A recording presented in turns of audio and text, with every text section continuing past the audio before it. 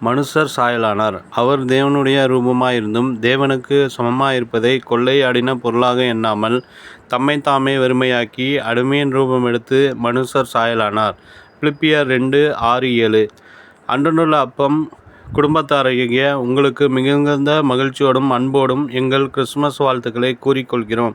இந்த விசேஷமான பண்டிகை நாட்களிலே உங்களுடைய குடும்பத்தில் தேவ சமாதானமும் சந்தோஷமும் நிறைவாய் இருப்பதாக.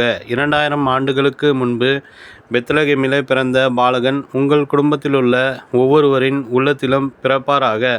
மறுபிறப்பின் அனுபவத்தையும் இரட்சணிய சந்தோஷத்தையும் உங்கள் ஒவ்வொருவருக்கும் தந்து அருளுவாராக.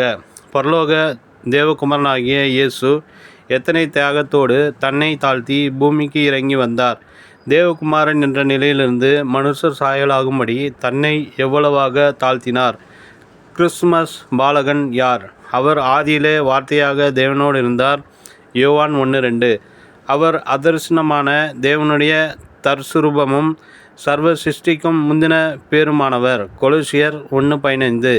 பாவமறியாத அவர் நமக்காக பாவமாக்கப்பட்டு பாவத்திலிருந்து விடுதலை பெற்றுத்தரவே மனுஷர் சாயலானார்.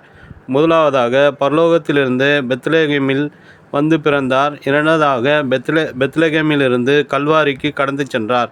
வேதம் சொல்லுகிறது, அவர் மனுஷ ரூபமாய் காணப்பட்டு மரணபரியந்தம், அதாவது சிலுவையின் மரணபரியந்தமும் கீழ்ப்படிந்தவராகி தம்மைத்தாமே தாழ்த்தினார். பிலிப்பியர் 2:8.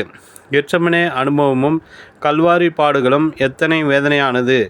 கிறிஸ்து நமக்காக முள்முடி சுட வேண்டியதிருந்தது. கை கால்களிலே ஆணிகளால் கடவப்பட வேண்டியிருந்தது. ஏராளமான சவுக்கடிகளை பொறுமையோடு சகிக்க வேண்டியதிருந்தது. அரை நிர்வாண கோலத்தில் எல்லோர் முன்னிலையும் அவமான சின்னமாக தொங்க வேண்டியதிருந்தது. இயேசு தம்மைத்தாமே பாவ நிவாரண பலியாக நமக்காக ஒப்பு கொடுத்தார். அவருடைய அன்பின் ஆழத்தை யாரால் விவரிக்க முடியும்? மூன்றாவது நிலையாக கல்வாரியிலிருந்து பாதாளத்துக்குள் இறங்கினார். சாத்தானை தன்னுடைய இரக்கத்தினாலே வென்று மரணத்துக்கும் பாதாளத்துக்கும் உரிய திறவுகோலை அவன் கையிலிருந்து பறித்து பாதாளத்தில் சிறைப்பட்டிருந்த பரிசுத்தவான்களை விடுதலையாக்கினார். அப்பொழுதுதான் நோவா காலத்தில் கீழ்ப்படியாமற் போன ஆவிகளுக்கு அவர் சுவிசேஷத்தை அறிவித்தார். நான்காவது நிலையாக பாதாளத்திலிருந்து முதலாம் நாளிலே மரணத்தையும் பாதாளத்தையும் சாத்தானையும் வெற்றி சிறந்த வீரனாக வல்லமையோடு உயிர்த்தெழுந்தார். ஐந்தாவதாக மீண்டும் அவர் பிதாவினுடைய வலது பரியாசத்திற்கு சென்று அங்கே கம்பீரமானவராய் அமர்ந்திருக்கிறார்.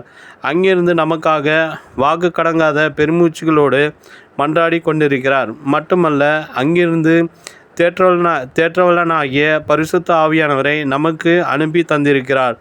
தேவ பிள்ளைகளே, இதுவே இன்றைய பண்டிகை செய்தி நினைவிற்கு.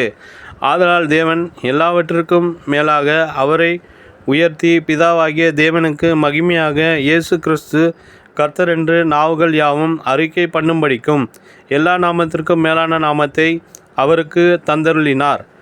பிலிப்பியர் 2